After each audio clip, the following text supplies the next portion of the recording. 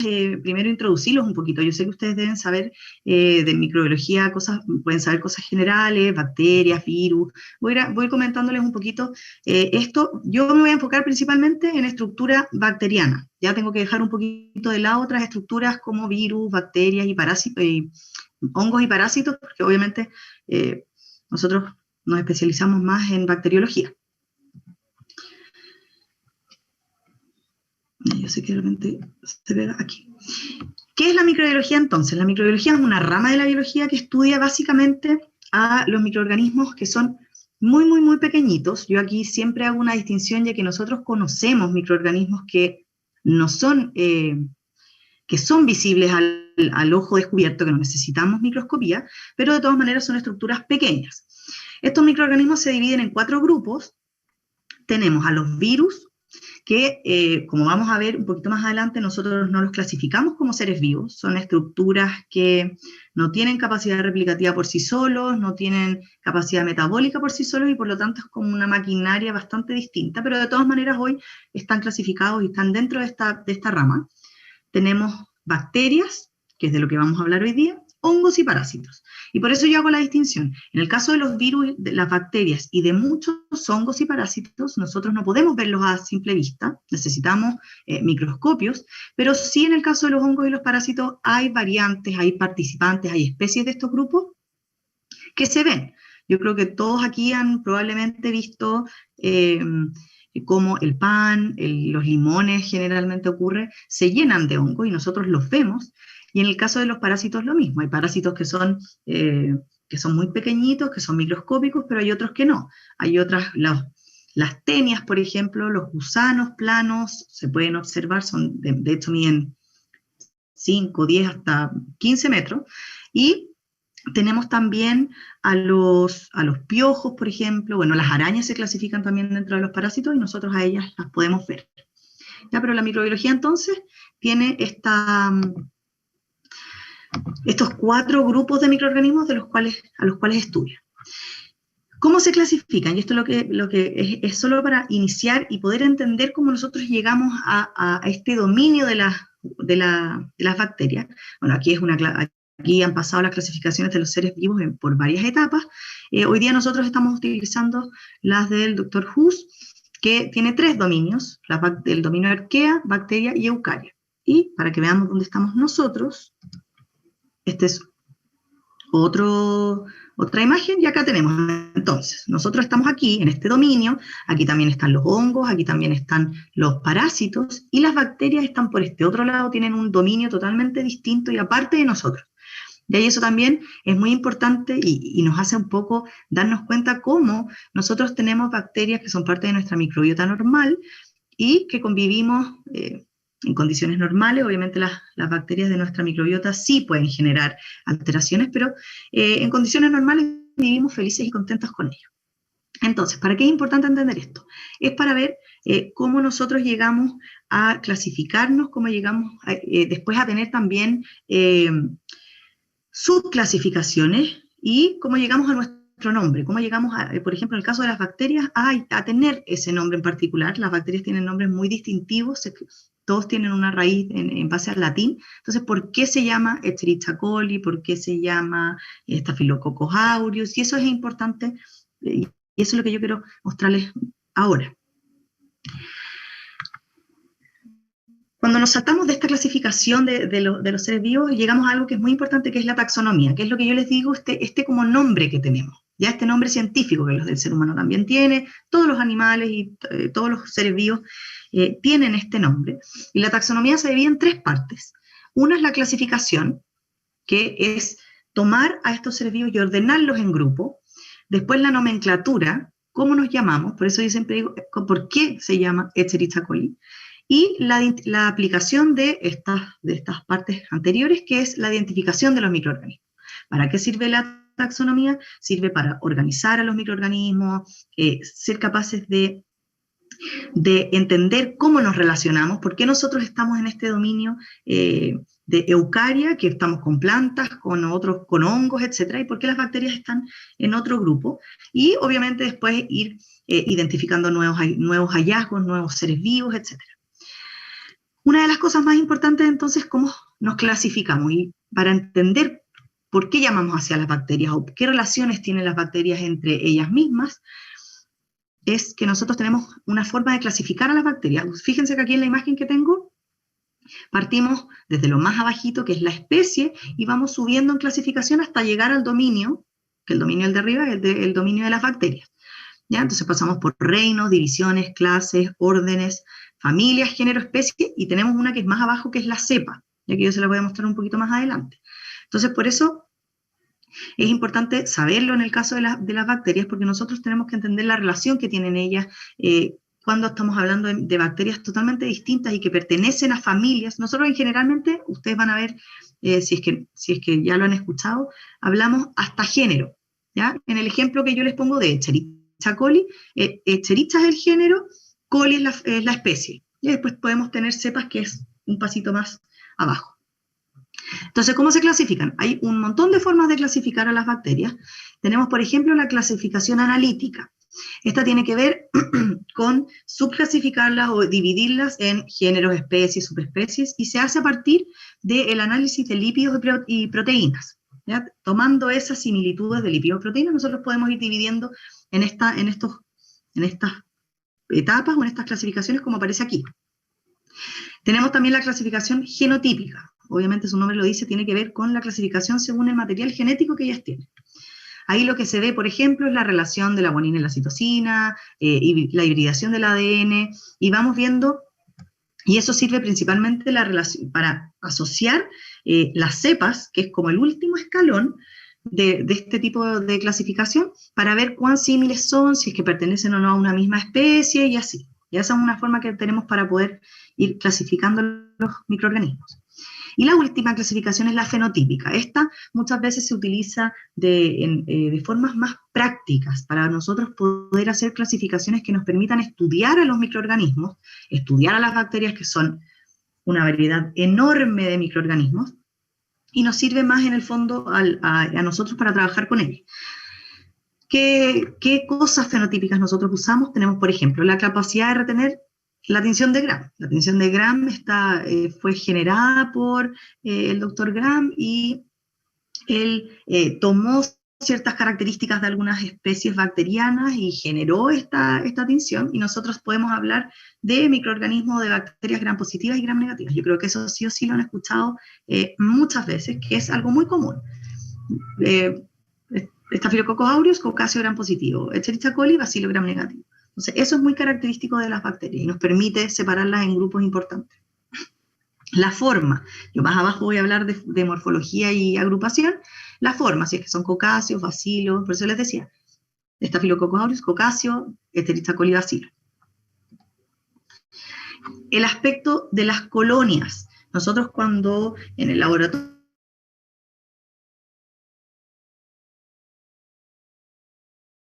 tenían laboratorios con nosotros en condiciones normales sin coronavirus, ahí hubiesen visto las placas de agar con las colonias, pero se los puedo mostrar también.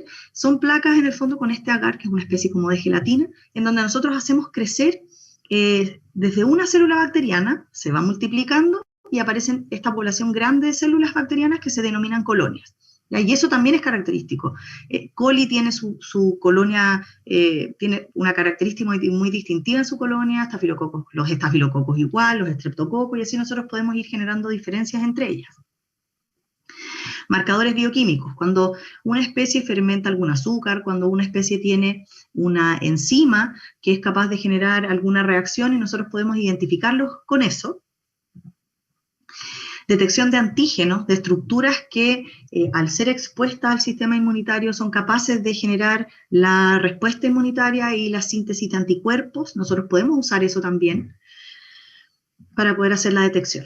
Entonces, como les comenté, en microbiología hasta la familia es lo que más se utiliza. Muchas veces la familia no deja de ser tan importante, pero sí el género. El género sí es lo que nosotros, y por eso yo les comentaba y les hacía este ejemplo de Escherichia coli, que el género es Escherichia. ¿Qué es un género que está definido como género bacteriano? Es un grupo que está definido de una o más especies, que se encuentra separado de otro. Entonces tenemos géneros: Staphylococcus, Streptococcus, Salmonella, Shigella, Escherichia. Ya esos son géneros. Después, dentro de este género, como dice ahí, tenemos especies. ¿Qué son las especies? Son un conjunto de cepas que comparten una gran cantidad de propiedades que se mantienen estables en el tiempo. Escherichia coli es la especie. En el caso, por ejemplo, de los estafilococos, tenemos el género Staphylococcus, tenemos Staphylococcus epidermidis, Staphylococcus saprophyticus, Staphylococcus aureus. Esas son distintas especies. Y la cepa. ¿Qué es la cepa? Que es lo último que nosotros tenemos dentro de esta clasificación. Es una variante fenotípica de una especie. Nosotros hablamos de cepa, ¿por qué? Porque nos se dieron cuenta de que uno podía tener una especie, como por ejemplo Escherichia coli, pero no todas las células de Escherichia coli, las células bacterianas de Escherichia coli, tenían siempre el mismo comportamiento. ¿Ya? Podríamos pensar, si lo ponemos como un ejemplo en una familia, que la especie sería esta familia, todos los hermanos, pero cada uno tiene características distintas. Pueden mantener características estables y probablemente ser muy parecidos, tener el color de ojo, el color de pelo, la estatura, etc. Pero cada uno de ellos tiene alguna cosa distinta. Y ahí eso es cepa. En general, en la clínica es muy importante tener la identificación de cepas que generen, por ejemplo, alguna diferencia en alguna de las patologías que produce la especie, porque así nosotros podemos hacer identificación. Ya podemos hacer identificación cuando tenemos brotes que son de cepas que no eran las más comunes, o cuando identificamos cepas que son específicas y decimos, sí, bueno, hay un brote, por ejemplo, de gastroenteritis por Escherichia coli, generado por esta cepa, y eso es lo común, etc. Entonces eso se utiliza mucho en la clínica, se utiliza también en epidemiología para hacer seguimiento de los brotes, de las patologías que se esperan en un año, por ejemplo, etc. ¿Ya? Entonces, ¿hay alguna pregunta, chicos? Me pueden interrumpir durante la clase, no hay problema. Habilitan su micrófono y me hablan nomás, porque como yo los veo aquí chiquititos y no los veo a todos, no hay problema con eso. Entonces, algo que comentamos también es el tamaño, ya para poder como emplazarnos en dónde estamos, qué son los microorganismos. Aquí tengo una barrita con el tamaño de los microorganismos y también con la microscopía que nosotros necesitamos para visualizarlos, ya que era lo que yo les comentaba, que a excepción de algunos hongos y de algunos parásitos, nosotros virus y bacterias no los vemos, no podemos verlos a simple vista, a no ser que hagamos crecer la población, que a eso se refiere con las colonias bacterianas, por ejemplo, pero si tenemos una sola célula bacteriana, nosotros no la podemos ver. Ya las bacterias se encuentran aproximadamente entre estas medidas, entre 1 a 10 micrómetros. Las células de nuestro organismo, las células eucariontes de plantas y animales, están por sobre los 10 micrómetros hasta los 100. Y tenemos por aquí, por ejemplo, donde está este fago, tenemos el tamaño de los virus. Entonces, si ustedes se fijan, nosotros a las bacterias podemos verlas con la microscopía óptica, que es lo que utilizaríamos en el laboratorio, no así los virus, que nosotros ya necesitamos, obviamente, microscopía electrónica para poder visualizarlos. Ellos también tienen una diferencia de tamaño importante. De hecho, hay algunas imágenes, yo no la tengo aquí, pero hay imágenes bien bonitas que comparan el tamaño de los virus, que entre ellos mismos tienen una variabilidad de tamaño importante, con una célula de Escherichia coli, que es una bacteria bastante promedio. Y esta célula de Escherichia coli es enorme en comparación a los pequeñitos que son los virus. Doctora. Dime. Cuando ahí dice que se pueden ver las bacterias es a nivel de colonias. ¿Tú? Las colonias tú las ves a ojo descubierto, efectivamente, pero ¿por qué? Porque es una gran población de células bacterianas. Una colonia tú dejas en una placa, imagínate una gelatina, tú dejas una célula y le das tiempo para crecer, les das las condiciones, temperatura, nutrientes, etcétera, y esta célula empieza. Van a tener la clase de fisiología mañana, pero yo les voy a adelantar que estas células se dividen por fisión binaria y crecen de forma exponencial. Entonces tú, a las 24 horas de una sola célula, vas a tener una gran población, 10 elevado a 8, 10 elevado a 10 unidades formadoras de colonia. Entonces, esa gran población de células, tú la ves, y eso es lo que y en el fondo, esa población es lo que se muestra en esta colonia. Pero si tú sacaras una sola célula bacteriana, tú no la puedes ver si no es con microscopía. Ya esa es la diferencia. Ya la colonia claramente la vemos, pero es porque obviamente es una... Yo siempre doy el mismo ejemplo. Imagínense, yo estoy aquí parada y me está mirando de la luna. Probablemente a mí no me van a ver. Pero si empezamos a juntar una gran población de personas, puede ser que en algún minuto esta gran población se vea. Es lo mismo. Formamos como una gran colonia y eso es lo que se puede ver. Ya, chicos, veamos entonces qué es efectivamente una célula bacteriana. Acá yo tenemos dos grandes tipos celulares. Tenemos las células eucariontes, que como vemos en la imagen, tenemos una célula animal, una célula vegetal. Ustedes tienen que haber tenido ya biología celular y por lo tanto tenemos células que son muy especializadas, que tienen una gran cantidad de organelos, estructuras que son específicas para cada una de las funciones que tiene que cumplir obviamente la célula para síntesis de sus componentes, reacciones metabólicas, respiración, etc. ¿Ya? Se ven muy, muy, muy bonitas, tienen lleno de cositas y de cosas. Y, como les decía, son muy especializadas, tienen un núcleo, su material genético está dentro de un núcleo que está cubierto con una membrana, está confinado a esta estructura. Y después tenemos la célula procarionte, ya que ahí es donde está nuestra célula bacteriana. Ahí tenemos, este es un GIF para que la clase no sea tan terrible, de algunas diferencias. Ya yo les voy a mostrar de todas maneras una tabla con las diferencias entre una célula eucarionte y una célula procarionte. Si ustedes se fijan, hay cosas que comparten. Ya tienen, por ejemplo, material genético, tienen ribosomas, tienen membrana citoplasmática, pero la célula procarionte no tiene grandes estructuraciones de organelos. Ya la célula eucarionte en general no tiene núcleo tampoco. Vamos a ver, yo les voy a ir mostrando, no tiene núcleo, tiene material genético, pero no está confinado dentro de una estructura nuclear. Y por ende, la mayoría de las reacciones, la mayoría de la síntesis de componentes ocurre en la membrana y en el citoplasma. Ya no tiene organelos. Les voy a mostrar una imagen. Bueno, aquí tenemos diferencias también. Fíjense que los eucariontes están, todos los otros microorganismos de los que habíamos comentado, a excepción de los virus, están los hongos, los protozoos, bueno, los animales, las plantas, y nosotros como bacteria aquí estamos como célula procarionte. Hay diferencias en tamaño, lo vimos en la imagen de la barrita de tamaño. Algunas diferencias estructurales, por ejemplo, como yo les dije que no tiene organelos, no tiene mitocondria, no tiene retículo, tampoco tiene núcleo. Entonces ahí tenemos diferentes diferencias con respecto a estos tipos celulares. No se replica de forma sexual, tiene esta división que se denomina fisión binaria, que simplemente una célula se divide en dos células hijas idénticas, y así tiene muchas diferencias con respecto a la célula. Y esta es una imagen muy típica de una célula procarionte. Ya, hay un montón de imágenes, hay unas muy bonitas, pero esta es la base. Ver la diferencia entre las otras células que son muy especializadas, que tienen una gran cantidad de organelos, que tienen citoesqueleto. Las células procariontes, las bacterias, no tienen citoesqueleto, y esta tiene estructuras bastante básicas. ¿Ya? Como yo les comentaba, aquí está su material genético, se llama nucleoide, no se llama núcleo. Ya esa puede ser una pregunta muy, muy típica de prueba. No se llama núcleo porque no está confinado en una estructura nuclear. ¿Ya? Este material genético está bien apretado, bien condensado, no utiliza histonas, por ejemplo, que sí lo hace en el caso de las células eucariontes. Está muy, muy, muy condensado, pero solito, suelto dentro de la bacteria. Tiene citoplasma, sí tiene ribosomas. El ribosoma probablemente es el único organelo que tiene. Ya si tiene ribosoma, vamos a ver que el ribosoma es muy similar, no es igual, pero es muy similar al ribosoma de la célula eucarionte.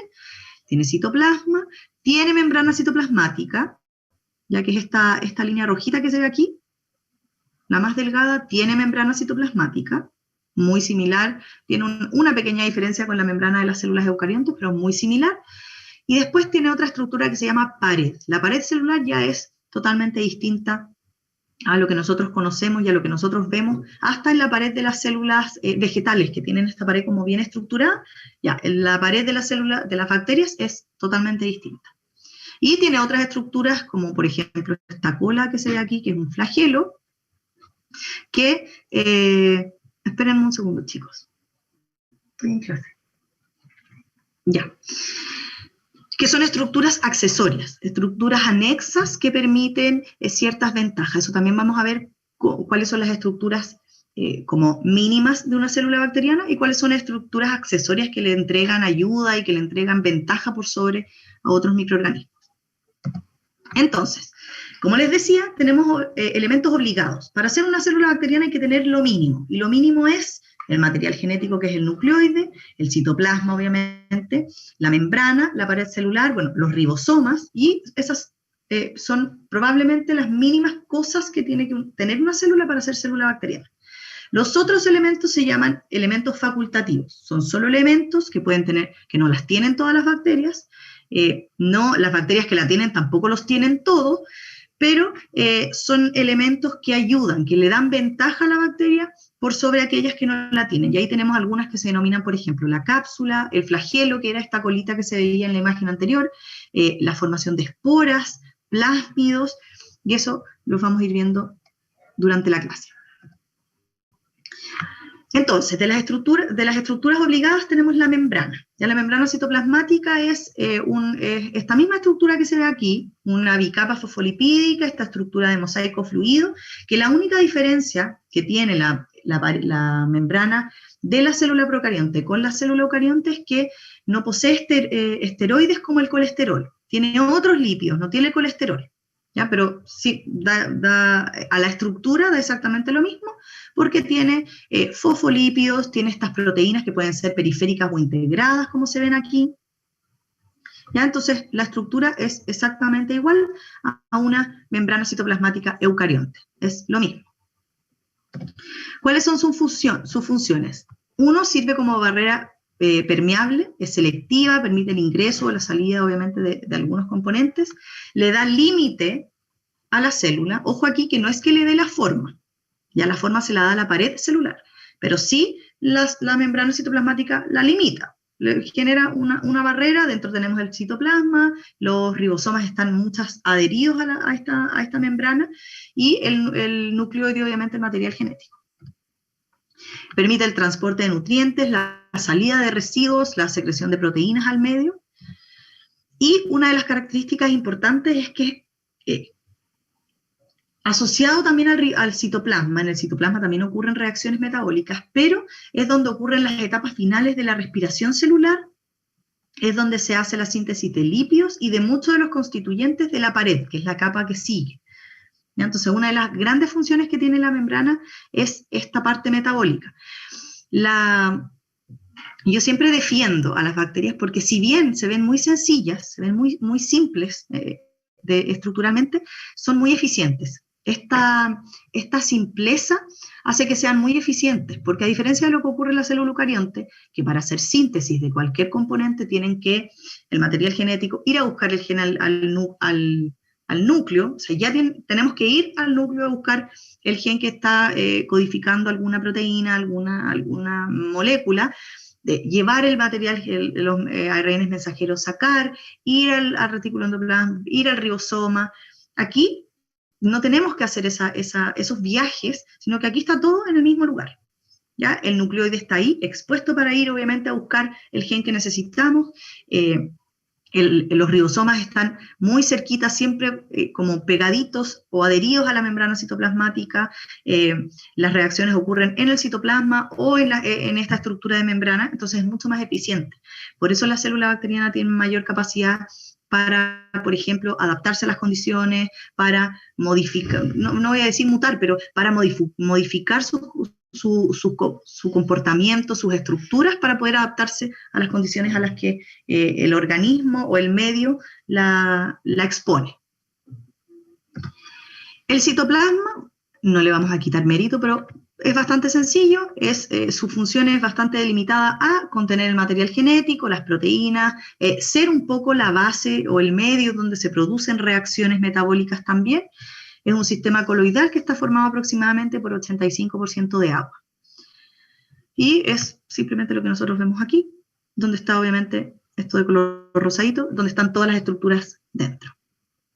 No tiene organelo, ya lo dijimos, no tiene citoesqueleto, eso es importante. Y después tenemos a los ribosomas. Acá hay una imagen una comparación entre el ribosoma procariótico y el eucariótico. Fíjense que estructuralmente se ven muy similares, tienen dos subunidades, una subunidad grande o mayor y una subunidad pequeña. Tienen algunas diferencias en el contenido, ¿ya? El ribosoma de las bacterias es más, vamos a decir, es un poquito más pequeñito, ¿ya? Sus unidades son un poquito más pequeñas y están compuestos obviamente por una menor cantidad de proteínas y material genético, ARN, ¿ya? Pero tienen la misma estructuración de dos subunidades. ¿Y cuáles son su función? Lo mismo que en el caso del ribosoma de la célula eucarionte, es principalmente la síntesis proteica. Ya están compuestos, como dije, de proteínas y ARN, estos están adheridos a la membrana citoplasmática y están, obviamente, esa es su mayor función. ¿Ya? Se le llama, el eucarionte es el ribosoma 80S, que tiene que ver con el coeficiente de sedimentación, y el de las células bacterianas, el 70S.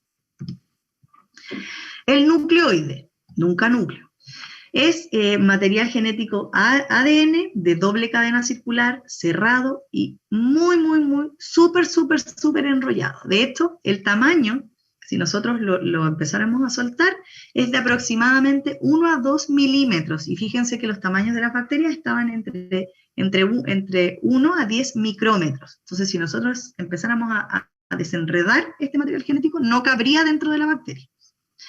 Por eso en las imágenes y en los esquemas se dibuja así, ¿ya? Porque está muy enrollado. Sí, no está limitado, no tiene núcleo, no tiene histonas. El sobreplegamiento de este material genético no es utilizando proteínas de unión, simplemente se tiene la capacidad de enrollarse muchísimo para poder estar dentro de la célula. Y ahí aproximadamente la cantidad de pares de bases, ahí depende también entre géneros bacterianos, así que es una aproximación. La pared, ¿se acuerdan que en la imagen veíamos la membrana citoplasmática, que era esta línea que se veía rojita en la primera imagen, y después teníamos hacia afuera una estructura amarilla que es la pared. Y eso es lo más externo, la capa más externa de esta célula. ¿Cuál es su función? Tiene dos grandes funciones, que es dar la forma a la bacteria. Yo más adelante en la clase les voy a hablar de la morfología, cocáceas, bacilos, etc. Y la pared es quien le da la forma, ya es más rígida, por lo tanto le da la forma a la célula, y además proteger a la célula bacteriana de la lisis osmótica. Si es que nosotros le sacamos la pared a la célula bacteriana y que la dejamos solo con la membrana citoplasmática, por cambios osmóticos con el medio, la célula bacteriana termina por romperse, ¿ya? Y la pared le entrega esa protección. Otras características: los componentes que forman la pared celular de las bacterias son exclusivos de las bacterias. Y aquí por eso tampoco es que la pared se parezca, por ejemplo, a las células de las células vegetales. ¿Ya? Es distinta, está compuesta por elementos exclusivos y formas exclusivas de las bacterias. Le entrega muchas características de patogenicidad, muchos factores de virulencia están establecidos en esta pared. La protege de sustancias tóxicas. También tenemos que pensar que desde el medio pueden llegar sustancias tóxicas que no necesariamente puedan atravesar o puedan ingresar a la célula. Beneficio para nosotros: es un lugar que se utiliza como lugar de acción para los antibióticos. Muchos de los antibióticos, como por ejemplo las cefalosporinas, las pelicidinas, van dirigidas a la estructura de la pared, a que esta pared no se sintetice, y por lo tanto la célula deja de tener viabilidad. Y es la estructura en la cual se basó el doctor Gram, Christian Gram, para formular la tinción de Gram. Ya se dio cuenta que habían algunas bacterias que tenían paredes distintas, y en base a esa diferencia de pared se formuló la tinción de Gram. Y aquí tenemos una imagen de estas paredes distintas, que son las Gram positivas y las Gram negativas. Existen otras paredes, no todas las bacterias se pueden clasificar en Gram positivas y Gram negativas, eso es importante, ¿ya? Porque esto depende de, obviamente, su estructura de pared. Y tenemos, miren, fíjense que en el caso de la Gram positiva, ambas tienen membrana citoplasmática, y acá el tamaño, acá es una cosa solo como de acomodar la imagen, la membrana citoplasmática de ambas es igual, no es que la de las gram negativas sea más pequeña, sino es exactamente igual, este mosaico fluido que yo les mostraba. Todo lo que está por sobre la membrana citoplasmática es lo que se llama pared. Y aquí en el caso de las gram positivas tenemos una gran cantidad de esta estructura como rosada que se ve, que es el peptidoglicán o peptidoglucano, que es una malla entramada de glicoproteínas. Tenemos ácidos grasos, dos variantes de ácido graso muy característicos de las gram positivas, que es el ácido lipoteicoico y el ácido teicoico, y algunas proteínas también adheridas. Distinta es la membrana de las gram negativas. Fíjense que tiene peptidoglicán, pero muy, muy, muy poquito, y además yo les voy a mostrar la diferencia porque el entramado es como una malla, y la malla del peptidoglicán de las gram positivas es muy cerrada, la malla, no así la de la gram negativa, que es un poco más laxa. Y además tiene esto que está aquí, que se llama membrana externa, porque si ustedes se fijan, tiene una especie de membrana, ¿ya? Que tiene, no es una bicapa fosfolipídica. ¿Por qué? Porque tiene solo una capa de fosfolípidos, que es la capa interna, y aquí tiene otra estructura que cierra esta membrana externa, pero que se llama LPS, lipopolisacárido. Y ahí es una estructura muy característica de las gram negativas, solo de las gram negativas, y que en el fondo permite obviamente el cierre de esta membrana, y tiene una gran cantidad de características que yo se las voy a mostrar un poquito más adelante. Otra imagen, está en 3D, para que sea un poco más fácil de entender, lo mismo. Las membranas, se fijan que acá la membrana citoplasmática es exactamente igual en ambas células, la gram positiva con sus ácidos grasos y su peptidoglicán, y la gram negativa con este peptidoglicán mucho más delgado y con esta membrana externa que cierra su pared. ¿Qué es entonces el peptidoglicán? Se le llama mureína también, pueden encontrarlo dependiendo del libro, a veces lo llaman mureína. Es una malla entonces que está constituida por dos aminoazúcares, está unida por puentes peptídicos, en ambos casos, en gram positivas y en gram negativas, son específicas de la pared bacteriana. Una de sus principales funciones es mantener la integridad celular, la integridad de esta pared, y como dijimos, le da la forma obviamente a la célula, permite el anclaje de otros elementos, y también está involucrado en el proceso de crecimiento y división. Ya, vamos, yo no les voy a hablar de división, eso lo va a hacer la profe Lili mañana, pero la pared también está involucrada en el proceso en que esta célula tiene que alargar un poquito, dividirse y generar dos células idénticas. Aquí tenemos la química del peptidoglicán, ya como estos dos aminoazúcares están unidos, y además como están unidas las cadenas de aminoazúcares por enlaces peptídicos. Ya esto, yo no quiero entrar mucho en la química de esto, simplemente para que vean cómo se van uniendo estos azúcares, van generando estas cadenas y obviamente se van uniendo entre ellas. Y aquí está la diferencia, que sí es importante, entre gram positivas y gram negativas. O sea, gram positivas no solo tienen una gran cantidad de peptidoglicán, sino también su entramado, como lo ven aquí, este es un estafilococo que es gram positivo, es mucho más cerrado, mucho más unido, ¿ya? Esta malla está mucho más cerrada, a diferencia de lo que vemos en las gram negativas, estas Escherichia coli, que la unión es mucho más laxa. Ya fíjense que el componente, los aminoazúcares son lo mismo, ya está, que se ve como en amarillito y en azul, es el mismo, pero la unión es mucho mayor en las gram positivas que en las gram negativas. Bueno, como les comentaba, la pared de las gram positivas es bien sencilla, es bien fácil de entender. Tenemos esta gran cantidad de peptidoglicán, tenemos además estos ácidos grasos, estos polímeros de glicerol fosfato, que son los ácidos teicoico y lipoteicoico. El ácido teicoico estabiliza el peptidoglicán, permite o tiene funciones de adherencia, ayuda a la adherencia de las gram positivas, y además es antigénico. Si yo lo expongo, es capaz de generar obviamente una respuesta inmunitaria y la generación de anticuerpos. Lo mismo, el ácido lipoteicoico también es antigénico, y más que participar en adherencia, se ha visto que participa en desencadenar reacciones inflamatorias cuando obviamente las bacterias gram positivas están en proceso de infección. Y aquí tenemos la pared de la gram negativa. Yo siempre explico más o con más detalle las gram negativas porque su pared tiene más componentes y tiene cosas muy distintas. Esta membrana externa hace que sea muy diferente a lo que vemos en las gram positivas. Aquí tiene su peptidoglicán. Entre la membrana citoplasmática y la membrana externa está lo que se llama espacio periplásmico, que es donde está el peptidoglicán. En este espacio podemos encontrar también proteínas, enzimas que están siendo sintetizadas y que van, ya sea, y que vienen ingresando o que van hacia afuera, hacia el medio externo, para ser secretadas. Y tenemos, bueno, esta membrana externa. Ya tiene solo una capa de fosfolípidos y la otra está estructurada con este famoso LPS o lipopolisacárido. Se le llama endotoxina también, por si acaso. ¿Qué es este lipopolisacárido? El lipopolisacárido está compuesto de tres partes.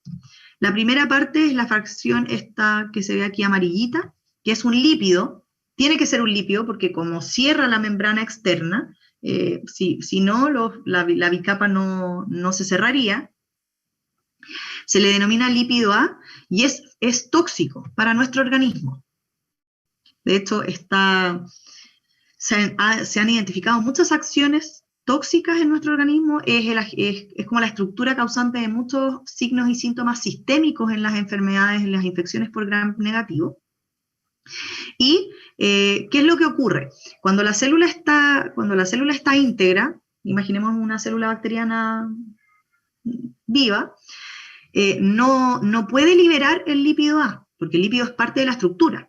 Ya, como les decía, es la parte que cierra la membrana externa, por lo tanto yo no la puedo sacar, liberar al medio, porque si no mi membrana externa va a quedar alterada y ahí yo pierdo la integridad de la pared. Pero ¿qué es lo que hacen? Como es tóxica y obviamente ayuda al proceso infeccioso, cuando se dividen, cuando las células bacterianas se empiezan a dividir, se liberan fragmentos del lípido A. ¿Ya? Y esa es la parte de la fracción tóxica, es tóxica para nuestro organismo. Y por eso se le llama también endotoxina. En las toxinas existen dos variantes, la endo, que es esta, porque es como parte de la estructura, y las exotoxinas, que son aquellas que la célula sintetiza y libera al medio. ¿Ya? Y lo libera para que obviamente quede en el medio y vaya a ser tóxica a nuestra célula. Después tiene una región central, que es polisacárida. Ya aquí podemos tener, se le llama núcleo, se le llama región central, se le llama core también. Y lo que hace es un poco como unir este lípido con la última parte, que es la cadena lateral, que también es polisacárida, o antígeno O. Y este es muy, muy, muy importante en las gram negativas. ¿Ya? Fíjense que se llama antígeno también. También tiene la capacidad de generar una respuesta inmunitaria en la formación de anticuerpos. Entonces, lo que nosotros hemos hecho es utilizar esta antigenicidad para marcar a las células, a las gram negativas. Y eso se llama para serotipificar. Entonces nosotros, por ejemplo, en el caso de la Escherichia coli, que es una gram negativa, hay variaciones entre cepas de Escherichia coli de esta estructura. No todas tienen el mismo antígeno O. Entonces se marca. ¿Ya? En el caso de la coli se marca con un número. Y nosotros después podemos hacer estudios epidemiológicos, estudios clínicos, en donde identificamos esa cepa de Escherichia coli. Decimos, es la que tiene el antígeno O número 1, 2, 3, 4, etc. Y así podemos saber cuáles son, por ejemplo, las cepas más prevalentes en el país, o las cepas más prevalentes en un brote, etc. Aquí estaban las estructuras, acá lo mismo, el antígeno O, el core, que es polisacárido, y el lípido A. Y las reacciones sistémicas que produce, tanto a baja como a altas concentraciones. En bajas podemos ver que es el que contribuye al desarrollo de fiebre, vasodilatación y de activación inmunitaria e inflamatoria, y a altas concentraciones puede llegar hasta producir hipotensión y shock. ¿Ya? Es una estructura bien característica y es uno de los factores de virulencia más importantes probablemente de los gram negativos. Existen también otras estructuras como esta lipoproteína, que se llama lipoproteína de Brown, que lo que hace es unir esta membrana externa con el peptidoglicán, cosa como que no se suelte. El espacio periplásmico, ya les comenté de qué se trataba, que es el que está ahí, que contiene el peptidoglicán y además enzimas, proteínas, etc. ¿Alguna pregunta, chicos, hasta ahí, de estructuras obligadas? ¿Alguna duda? Si no, acuérdense que me pueden... Dime. ¿Cómo era en alta concentración? Vuelvo. En alta concentración puede producir hipotensión, shock y coagulación intravascular, ya que son efectos sistémicos y obviamente mucho más complejos en una infección bacteriana a la hora de tratar una infección. Ya las infecciones bacterianas tienden a partir siempre con signos y síntomas más localizados, y en el caso del LPS ya es capaz de producir efectos obviamente sistémicos. Pero esto es cuando la bacteria se rompe, ¿o no? Cuando la bacteria se va dividiendo, porque no lo puede liberar así por así. Entonces, cuando se va dividiendo, ya, por eso me falta como la clase de fisiología, la célula crece un poquitito, ya porque se tiene que dividir. Piensen en una naranja. ¿Cómo ustedes dividirían una naranja? Si ustedes la parten con un cuchillo a la mitad, van a quedar dos partes de la naranja abiertas, y ahí es como que nosotros partiéramos la célula bacteriana, la abriéramos y todo el contenido saldría, porque no hay nada que lo restrinja. Cuando la célula se divide, por ejemplo, las células cocáceas crecen un poquitito y se empieza como que le pusieran un elástico, ¿ya? Alrededor, y se empieza como a cerrar, y se forman dos células hijas íntegras. Cuando ese proceso se está generando, cuando ese proceso como de ruptura se genera, se liberan fragmentos del lipopolisacárido, del lípido A. Y las células se van multiplicando por fisión binaria de forma exponencial. Entonces tenemos muchas células, tenemos primero una, pero después tenemos dos, después tenemos cuatro, y así. Entonces cuando vamos aumentando esta población, vamos liberando grandes cantidades de LPS. Entonces en una infección no controlada, podemos tener una gran población bacteriana que está constantemente dividiéndose y por lo tanto liberando grandes concentraciones del LPS. Y ahí es cuando se producen obviamente estos efectos sistémicos. Gracias. Profe, Ya. Dime. Entonces la gram negativa sería como más resistente a un antibiótico, ¿podría darse eso? No necesariamente. La resistencia a los antibióticos, yo no les hablo mucho de resistencia, pero la resistencia a los antibióticos depende, por ejemplo, uno, del mecanismo de acción del antibiótico. O sea, si yo tengo un mecanismo, supongamos que yo fabricara un antibiótico que va dirigido al LPS, las gram negativas serían las más afectadas, porque las gram positivas, por ejemplo, no tienen LPS. ¿Qué es lo que pasa a veces con, por ejemplo, antibióticos que van dirigidos al peptidoglicán?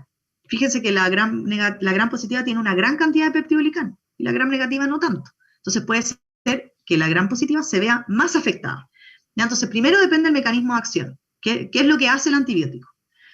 Los antibióticos tienen, por ejemplo, además mecanismos en donde se unen a las subunidades ribosomales, evitan la síntesis proteica, hay unos que intervienen en reacciones metabólicas, entonces depende de eso. Y después depende de la capacidad de resistencia de la bacteria. Hay bacterias que en su genoma, en su genética, tienen la capacidad de ser resistentes a algunos antibióticos. Hay otras que a veces no son tan resistentes, pero que otras bacterias le entregan genes de resistencia. ¿Ya? Son muy amigables y le dicen, toma, yo tengo un gen que me permite resistir porque, por ejemplo, ese gen hace síntesis de una enzima que corta el antibiótico. Hay una gran variedad de formas de resistencia. Entonces, de eso depende cuán resistente o no es una bacteria a un antibiótico. De hecho, aquí, en estructuras facultativas, el primero de los ejemplos de estructuras facultativas que yo les voy a mostrar son los plásmidos. ¿Qué son los plásmidos? Son moléculas de material genético extracromosomal. Fíjense que acá está la bacteria, aquí está su material genético, y acá están estos fragmentos extracromosomales.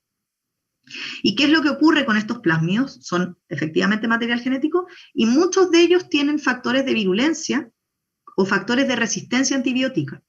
Y estos plásmidos se pueden entregar entre bacterias, se comparten, no entre todas, pero se pueden compartir. ¿Ya? Entonces ahí podemos tener una bacteria que no haya sido muy resistente y que por algún motivo se comunicó con otra, esta le entrega un plasmio que pueda tener algún gen de resistencia antibiótica y de esa forma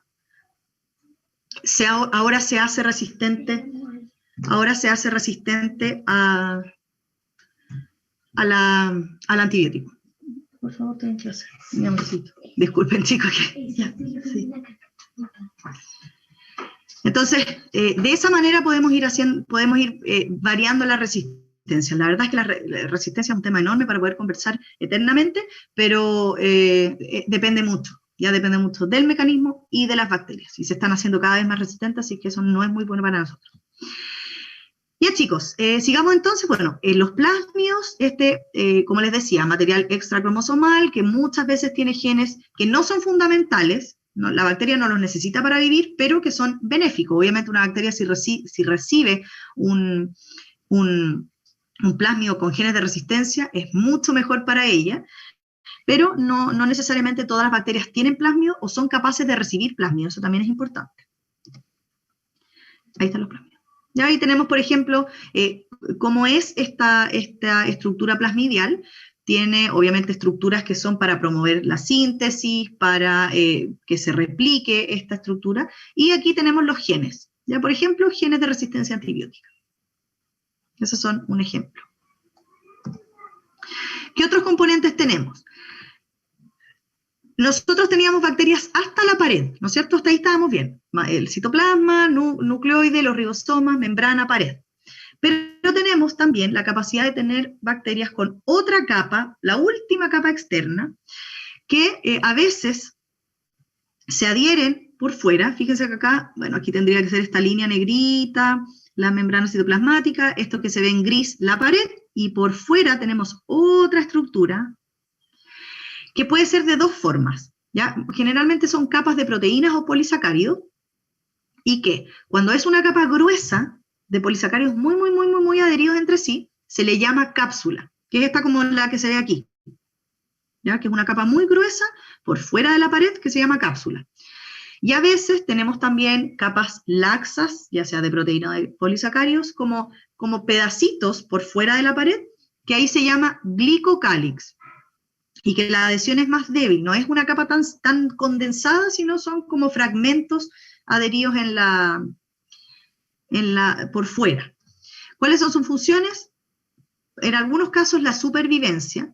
En el caso de la cápsula, por ejemplo, esta que se ve así como bien condensada, evita la fagocitosis, evita la interacción entre fagocitos, ya sea macrófagos o polimorfos nucleares, con la célula bacteriana, por lo tanto se ve protegida, y además puede ayudar a la adherencia a algunos tejidos.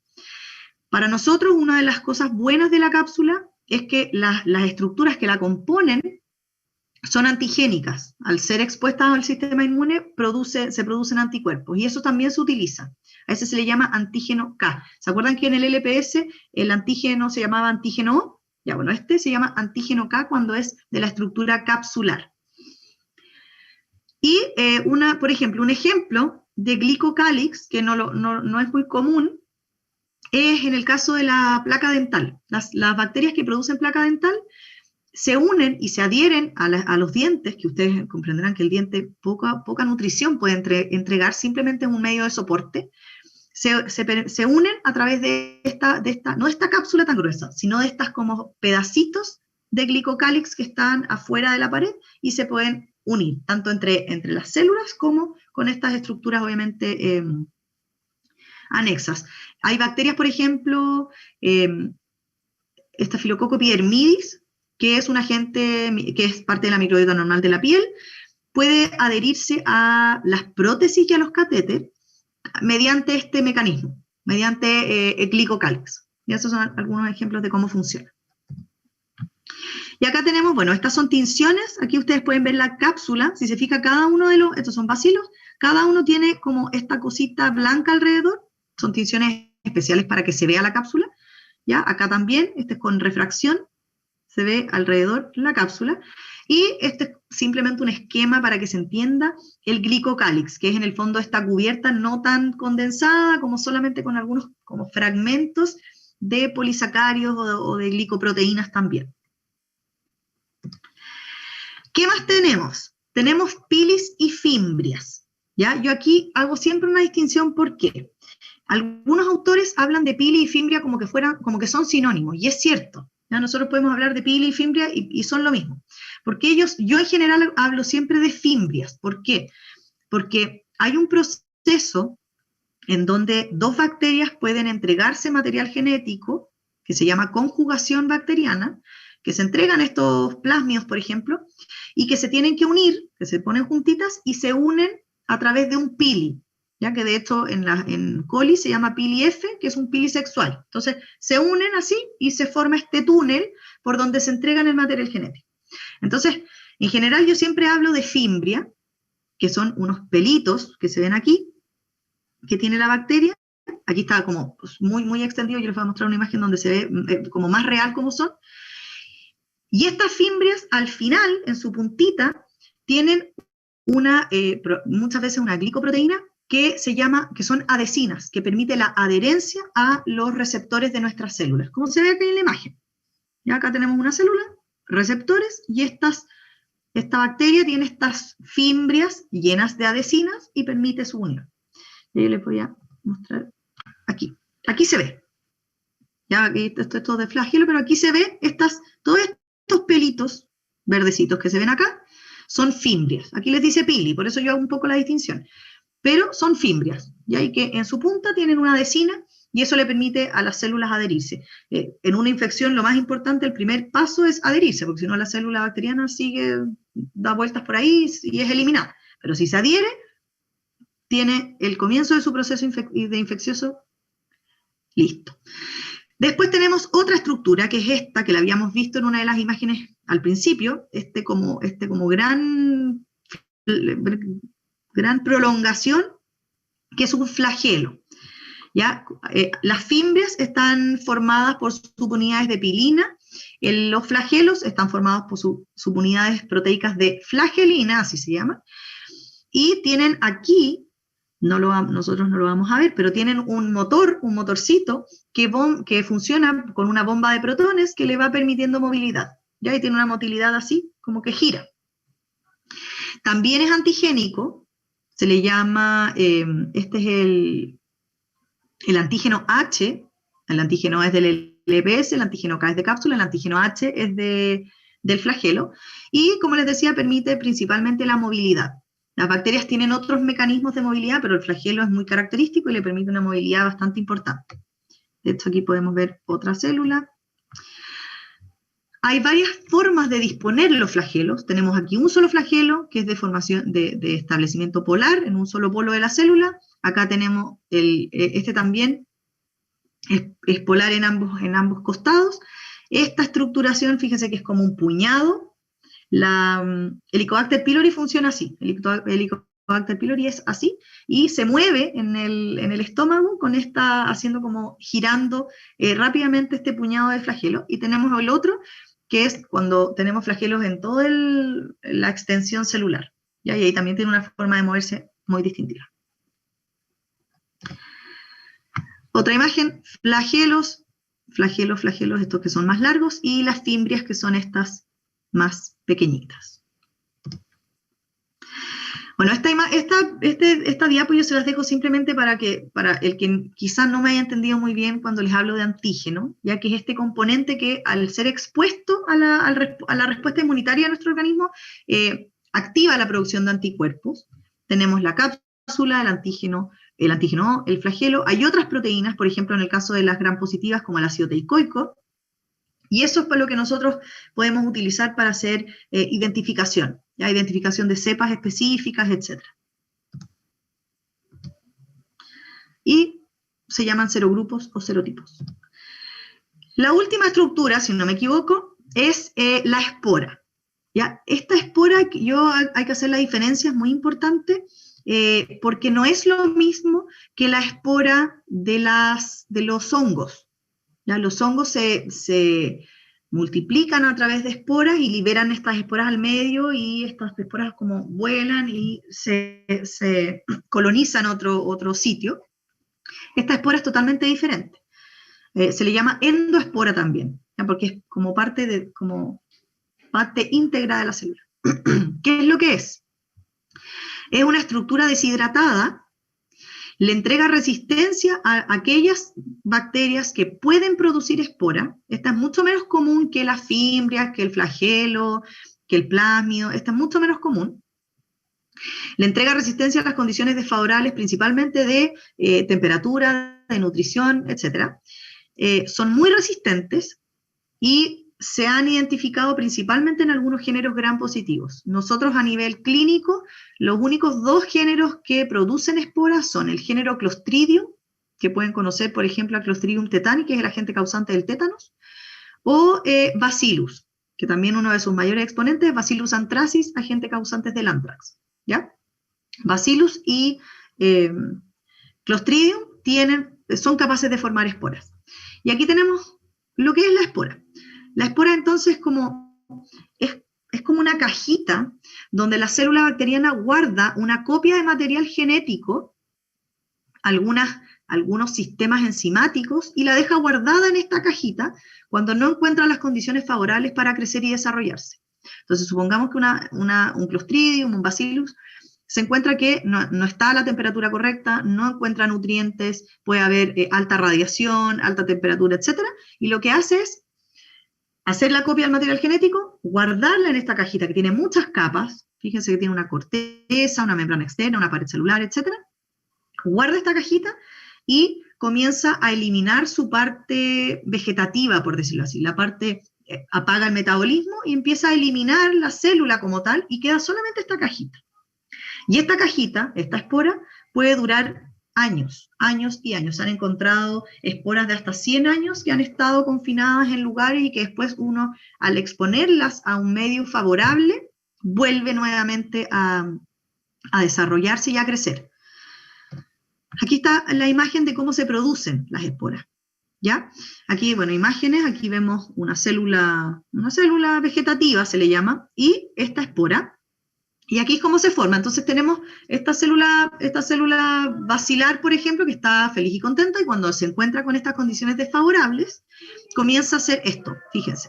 Comienza a hacer, hizo la copia del material genético, empieza como a cerrar esta cajita, empieza a formar muchas capas alrededor de esta cajita, y se queda, y tenemos entonces ahora la célula normal viviendo con su espora. Y como ya va a llegar un minuto en que no va a tener nutrientes, no va a tener las condiciones ambientales para desarrollarse, apaga su metabolismo y libera su espora, ¿ya? Y ella obviamente se muere, la célula vegetativa, y esta espora queda en el medio. Doctora, Dime. ¿la espora en algún momento fue un plásmido? ¿O No necesariamente, no.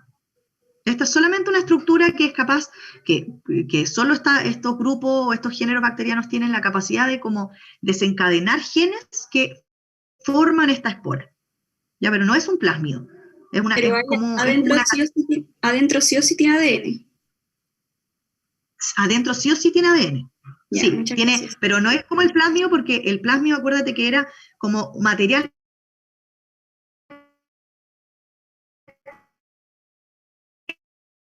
extra cromosomales, como un completo, ¿ya? Para que más adelante, cuando se encuentre con sus condiciones ambientales o nutricionales, pueda volver a desencadenar, cuando se hacen cultivos de esporas, cuando se reactivan las esporas, después la célula queda exactamente igual que siempre. Gracias. De nada. Y aquí entonces vemos algunas localizaciones. Las esporas se pueden poner al medio, que son centrales, subterminales y terminales, es simplemente donde se localizan, ¿ya? Y así se ven, hay tinciones, las bacterias se ven así y tienen su espora ahí cuando empieza el proceso, esperando. Bueno, el último, chicos, me acordaba que quedaba otro, son cuerpos de inclusión. La verdad es que esto no todas las bacterias lo tienen, solo en algunos casos bacterias de gran tamaño son capaces de generar estos cuerpos, estas como vacuolas de polisacáridos, de lípidos, que son muchas veces depósitos de componentes o reservas energéticas, pero la verdad es que no todas las células lo tienen. Ya necesitamos un poquito células más grandes para poder tener esto, pero a veces se ve, ya como en estas células que se ven, de hecho estos son cuerpos de inclusión lipídicos. ¿Alguna pregunta? Ahí terminamos con la estructura propiamente tal. Ya ahí teníamos entonces los componentes que son obligados y aquellos que son facultativos y que simplemente le entregan ventajas a las células por sobre las que no lo tienen. La morfología entonces la daba la pared celular. Y aquí tenemos dos grandes morfologías muy características que son los cocáceos y los bacilos. Los cocáceos, si ustedes ven, son siempre células cocáceas, no tienen mucha variabilidad. Pero los bacilos sí son mucho más variables. Podemos tener bacilos cortitos, que de hecho se llaman como estos de aquí, cocobacilos, porque están como un pasito intermedio entre los cocáceos y un bacilo más larguito. Podemos tener estos que son los víbrios, que son como bacilos curvos. Bueno, estos que son espirilos, que la verdad es que no son bacilos, sino que son unas estructuras muy diferentes. Y podemos tener bacilos, así como los de la imagen, ¿ya? Un bacilo relativamente normal, o bacilos muy largos que parecen fideos y que no parecen tanto bacilos, ¿ya? Una cosa entonces es la morfología y el otro es la agrupación, cómo se agrupan. Las células bacterianas en general no están pegadas entre sí, ¿ya? Ellas cuando crecen en población, no es que se peguen entre sí, sino que viven juntitas pero no pegadas. Sí, en algunos casos pueden formar pequeñas agrupaciones como estas. Diplococos, por ejemplo, o pares, o diplobacilos. Estos de acá, que son cadenas, aquí le dicen estreptococo porque los estreptococos se agrupan así, o estafilococo porque los estafilococos se agrupan así. Pero la verdad es que nosotros le decimos cadenas, aquí cadenas, tanto para bacilos como para cocáceos, o racimos. Ya esto es un racimo. También en tetras, en sarcinas, bueno, estas son pequeñas agrupaciones, pero como les decía, las células bacterianas están grandes poblaciones, pero no siempre todas pegadas entre ellas. Simplemente a veces, por los planos en cómo se va dividiendo, se pueden quedar formaditas como en grupitos. En los bacilos también hay algunas agrupaciones, es más difícil, la verdad es que los bacilos generalmente, los de importancia clínica como Escherichia coli, Salmonella, Shigella, etc., no se agrupan, están simplemente así, solitos, sin agrupación. Pero también puede ser cadenas, o aquí como en empalizada, como una pegadita al lado de la otra, por el lado más largo del bacilo, entre otras. Nosotros cuando hacemos análisis de muestras en los laboratorios y llegan las muestras a los laboratorios clínicos y tenemos que identificar el microorganismo patógeno que está causando alguna patología, lo primero que tenemos que saber es qué célula bacteriana es. Si es cocácea, si es bacilo, y además si es que tiene afinidad tintorial con la tinción de Gram, y ver si es que es Gram positiva o Gram negativa. Porque yo diría que el 80% probablemente de las bacterias que tienen importancia clínica se pueden clasificar como cocáceas, o sea, como Gram positivas o Gram negativas. Hay algunas excepciones que yo también se las voy a mostrar. ¿En qué se basa la tinción de Gram? La tinción de Gram se basa en la diferencia de la pared. Me avisan, chicos, si me estoy pasando en el tiempo porque me quitaron el celular y aquí no sé, no tengo reloj ni una parte. Si es que me estoy pasando mucho o me quedan pocos minutos, ustedes me avisan. Primero lo que se hace es fijar la muestra bacteriana. Muchas veces se toma por ejemplo, una colonia. Se puede tomar una colonia y se deja en un portaobjeto, se extiende en el portaobjeto y se fija con calor. Y ese es nuestro frotis, que son aquí, que están en lo que se ve aquí. Y después la tinción de Gram tiene 4 etapas, como les digo, que se formuló en base a las diferencias de pared que tienen las Gram positivas y las Gram negativas. La primera etapa, el primer colorante, se llama cristal violeta, es el que se utiliza, y este cristal violeta, en ambos casos, tanto en Gram positivas como en Gram negativas, atraviesa la pared y se adhiere a la pared bacteriana.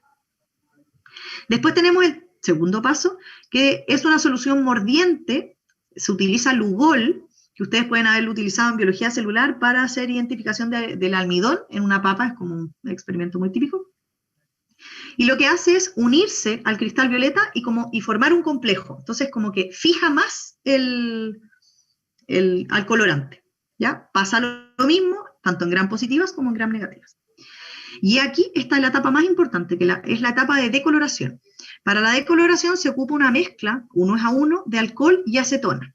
Y el alcohol-acetona lo que hace es ir donde está este complejo, moverlo y desarmarlo. Entonces, aquí está la etapa diferente entre la pared de las gram positivas y la de las gram negativas. Si ustedes recuerdan, la pared de las gram positivas era totalmente solo peptidoglicano. Entonces, este complejo del cristal violeta y el Lugol se fija muy bien al peptidoglicano.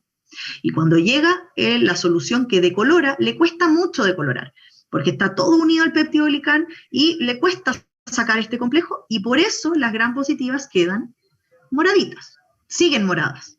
Puede que decolore un poquito, pero siguen moradas. ¿Qué pasa con las gram negativas? Acuérdense que las gram negativas tienen membrana externa, muy poquito peptidoglicano, y por lo tanto, este complejo del cristal violeta y el Lugol está pegadito, pero no tanto, y la solución decolorante ingresa a través de la membrana externa, saca este complejo, lo desarma y lo disuelve. Y por eso, en esa etapa, las gram negativas vuelven a estar sin color. Y la última etapa es la etapa de coloración de contraste, se utiliza safranina, que es de color rosado, y aquí, obviamente, las gram positivas ya están moradas, así que no pasa nada, pero las gram negativas que habían vuelto a estar sin color, se coloran de esta tonalidad roja-rosada, y así nosotros en un frotis podemos hacer la diferencia entre gram positivas y gram negativas. Y ahí eso es una de las primeras cosas que uno busca. Cuando uno hace identificación en laboratorio, busca tinción de gram, morfología, y después las colonias. Entonces después yo digo ya, por ejemplo, Staphylococcus aureus es un cocáceo gram positivo. Yo veo un cocáceo gram positivo, ¿ya? Veo después la colonia y digo, muy parecida a la colonia. Entonces así voy como seleccionando eventualmente o avanzando en la identificación para poder hacer pruebas específicas. Si yo no hiciera esto, tendría que hacer pruebas para una gran cantidad de bacterias y eso obviamente necesita tiempo, plata, etc. Aquí está el señor Gram, que fue el creador de esto del año 1884, el creador de esta tinción en base a la diferencia, y ahí obviamente yo les dejé varias imágenes, aquí por ejemplo, cocáceos gram positivos, bacilos gram negativos, para que vean la diferencia, las mismas etapas, cómo se decoloran las gram negativas y vuelven a teñirse de rosado, etc. ¿Ya? Esto lo voy a dejar para que ustedes, son simplemente más imágenes para que ustedes las vayan viendo. Y entonces, ¿qué es lo que nosotros buscamos? Morfología, cocáceos, bacilos, etc. Agrupación cuando la hay, cadenas, por ejemplo, en el caso de los Streptococcus, racimos en el caso de los Staphylococcus, pares, en el caso, por ejemplo, de las Neisseria gonorrhoeae, Neisseria meningitis, se agrupa en parecitos. Y la afinidad tintorial, gram positivos o gram negativos. Ya, y ahí tenemos muchos ejemplos. Estáfilo, strepto, el Streptococcus pneumonia, por ejemplo, tiene cápsula y además se agrupa en parcitos. El Bacillus cereus se agrupa en cadenas, etc. Miren, aquí está el Helicobacter pylori con sus flagelos en esta agrupación como en puñadito. Los Clostridium que tienen espora. Treponema es una célula, es una bacteria muy diferente, es intracelular, necesita células para dividirse. Bueno, hay varias diferencias con respecto a las necesidades de cada especie. Y aquí, chicos, simplemente les dejo algunos ejemplos.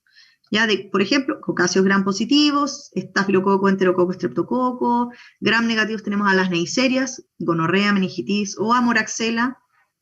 Fíjense que se agrupan en parcitos y como que dejan de ser tan cocáceas, como que pierden un poquito lo redondito en la pared donde se juntan. Bacilos curvos, gram negativos, como Vibrio, Bibliocólera, Campylobacter, Helicobacter pylori. Bacilos gram positivos, como Clostridium y Bacillus, que son los dos géneros que son capaces de producir espora. Bacilos gram negativos, como la famosa Escherichia coli, Pseudomonas, Klebsiella, Salmonella, Shigella, etc. Y otros. Y aquí los otros están obviamente aquellos microorganismos que no se clasifican con gram.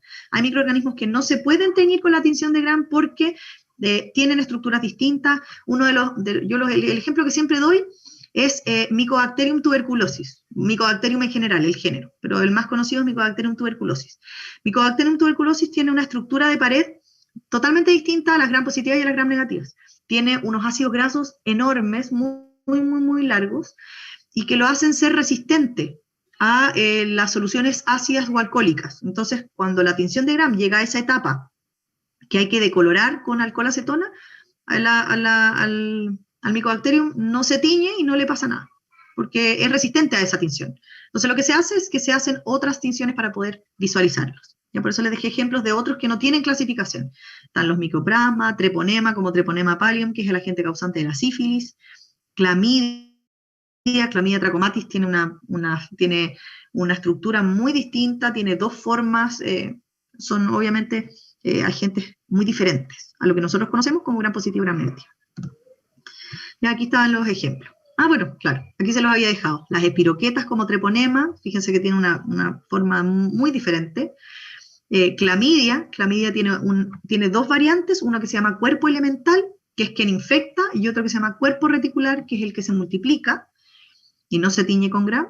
Y aquí están las micobacterias, como Mycobacterium tuberculosis.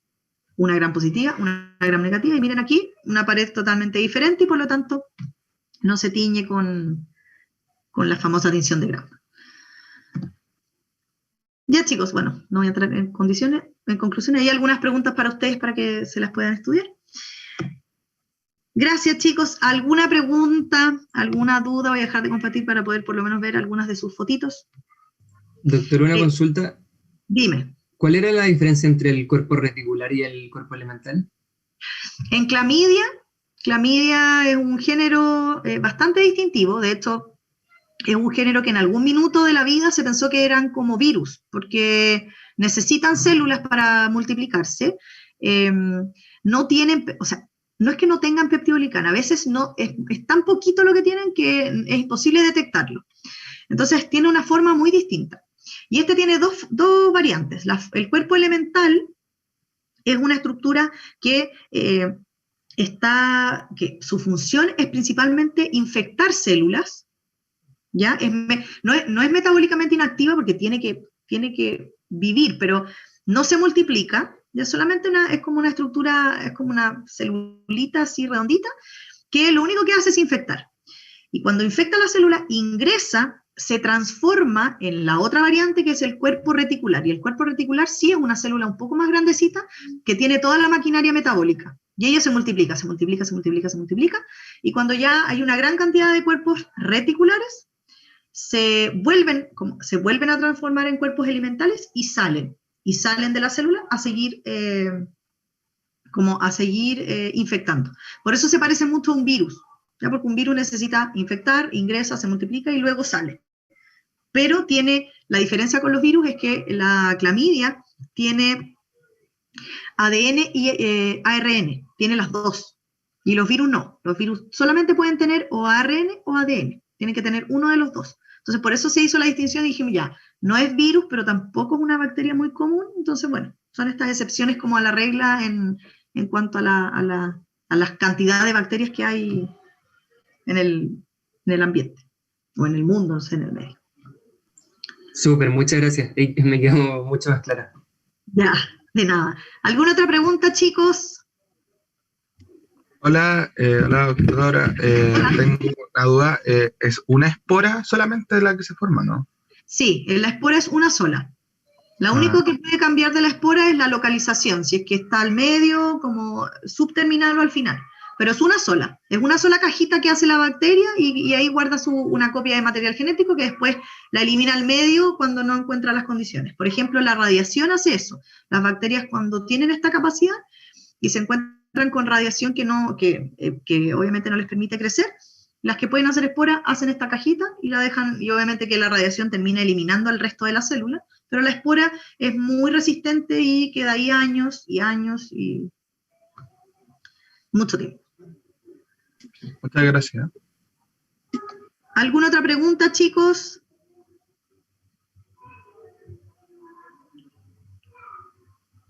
¿Alguien más que tenga alguna duda? Si no, chicos, de todas maneras, cualquier cosa, si vuelven a ver la grabación y tienen alguna duda, me pueden escribir. Mi correo es florencia.marquez@frontera, así que me pueden mandar dudas si es que tienen a la hora de que vayan estudiando. Ya chicos, si no hay más preguntas entonces yo le voy a enviar mi presentación. Jorge tiene que enviarme a mí la grabación.